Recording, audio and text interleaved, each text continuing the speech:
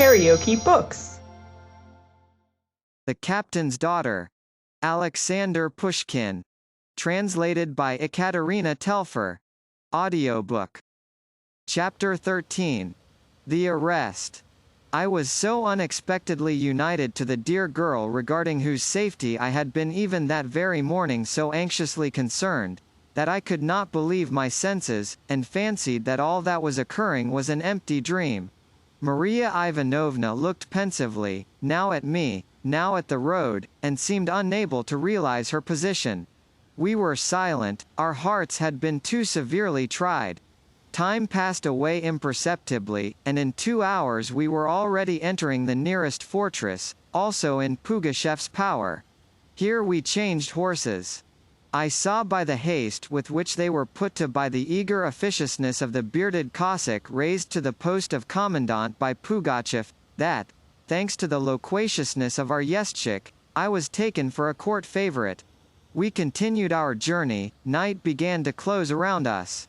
We approached a small town, where, according to the statement of the Cossack, we should find a detachment, about to join the pretender. We were stopped by the sentry. To the challenge, "Who goes there?" the Yestchik answered in a loud voice, "The Emperor's Kum, with his lady." In an instant, a troop of hussars surrounded us, using fearfully abusive language. "Get out, thou devil's Kum," said a mustachioed sergeant major. "Thou shalt catch it presently, thou and thy lady." I alighted and demanded to be taken to the officer in command. On perceiving my uniform, the soldiers desisted from abusing us. The sergeant major conducted me to the major. Savelich followed close after me, muttering to himself, "There is the Emperor's Kum for you. Out of the frying pan into the fire. Good God! How is it all to end?" The kibitka came after us, at a slow pace. A 5 minutes' walk brought us to a small house, brightly lit up. The sergeant major put a sentry over me, and went to report me. He immediately returned, and stated that his lordship had no time to receive me, but that he had ordered that I should be conveyed to the prison, and the lady to his house. What does this mean? I cried beside myself. Has he lost his senses? I cannot say, your lordship, answered the sergeant major. Only his high lordship has ordered your lordship to be taken to the prison, and her ladyship is to be taken to his high lordship, your lordship.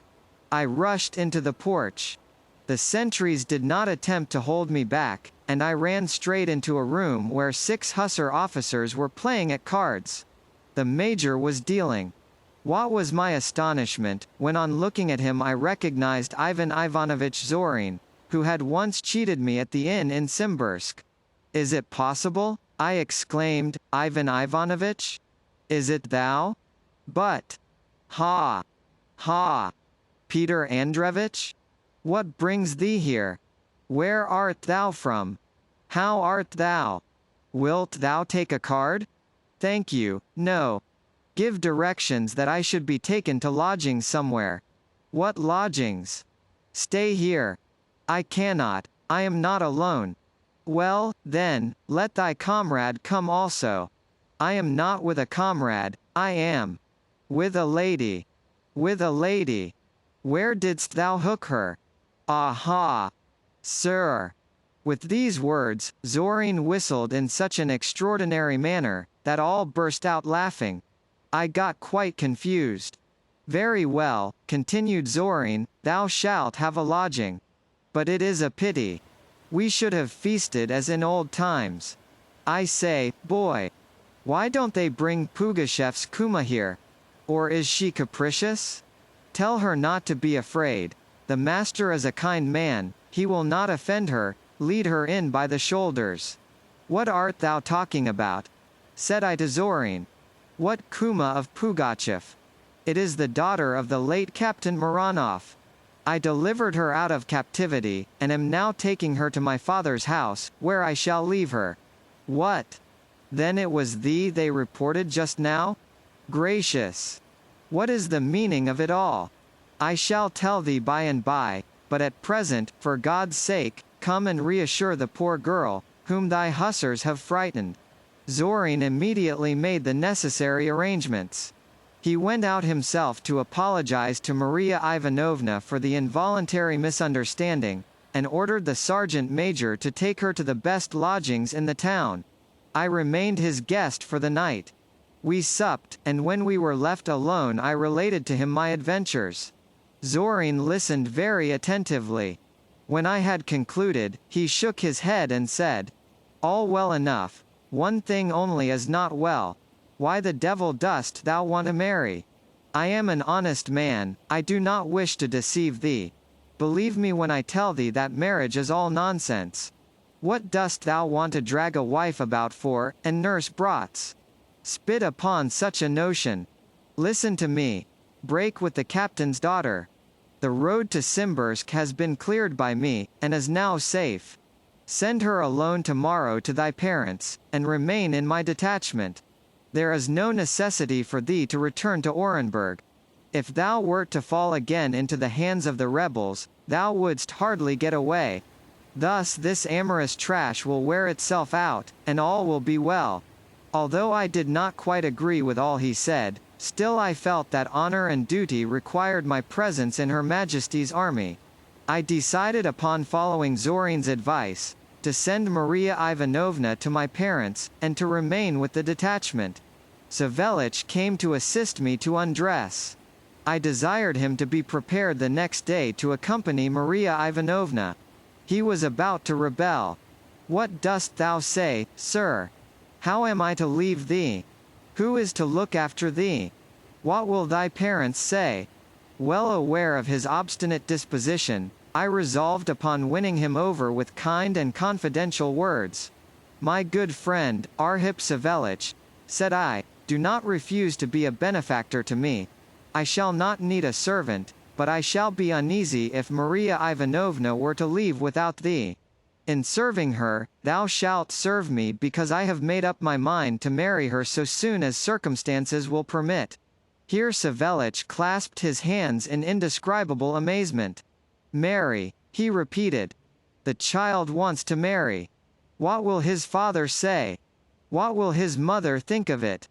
"They will consent, they will certainly consent," I replied, "when they know Maria Ivanovna. I also rely upon thee. My father and mother have faith in thee. Thou wilt speak in our behalf, wilt thou not?"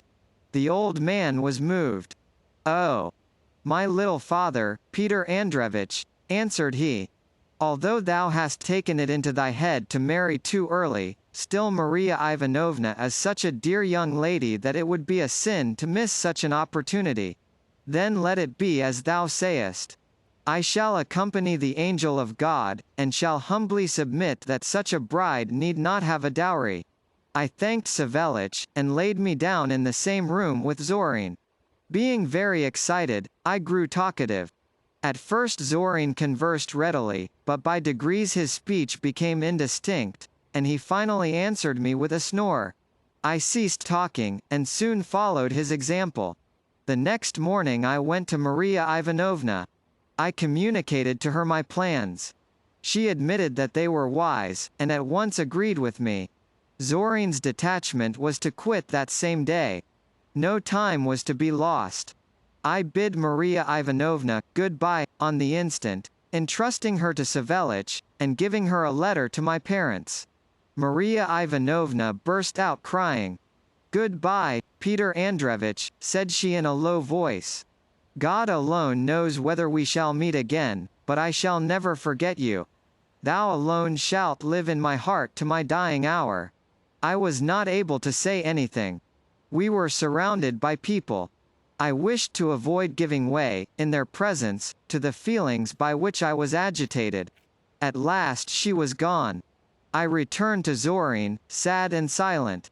He tried to cheer me up, and I endeavored to divert my thoughts. We spent the day noisily and in feasting, and in the evening we marched out.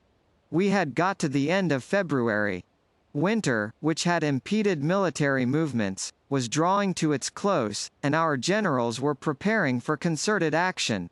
Pugachev was still under the walls of Orenburg. But our forces were uniting and drawing near the robbers' lair on all sides. Insurgent villages surrendered upon sight of our troops, the villains' bands were everywhere flying before us, and everything foretold a speedy and successful termination of the revolt. Shortly after this, Prince Golitsyn beat Pugachev, who had advanced upon the fortress of Tatishchev, dispersed his troops, relieved Orenburg, and to all appearances struck the final and decisive blow.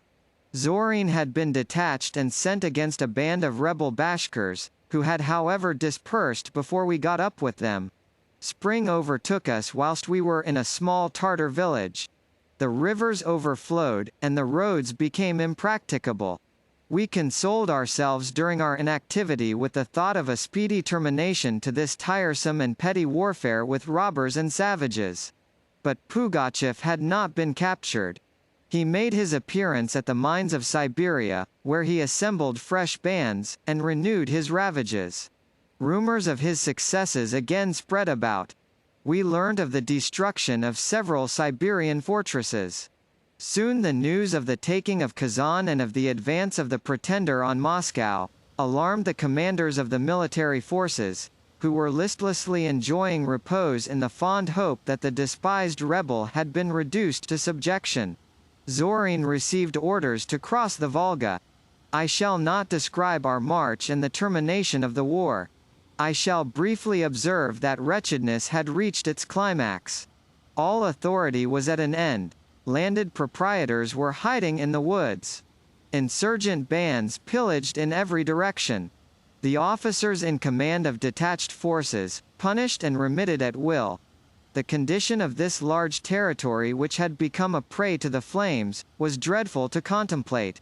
May heaven spare us from witnessing a Russian rebellion. It is senseless and pitiless. Pugachev had fled, and was pursued by Ivan Ivanovich Mihilson. We soon heard of his complete annihilation.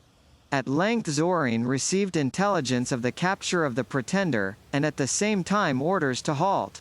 The war was at an end. I should now be able to go to my parents. The prospect before me, that I should embrace them, that I should see Maria Ivanovna, of whom I had had no news, filled me with delight. I danced about like a child. Zorin laughed and said, shrugging his shoulders, "No, no, no good will come of it. Thou shalt marry, and thou shalt be lost."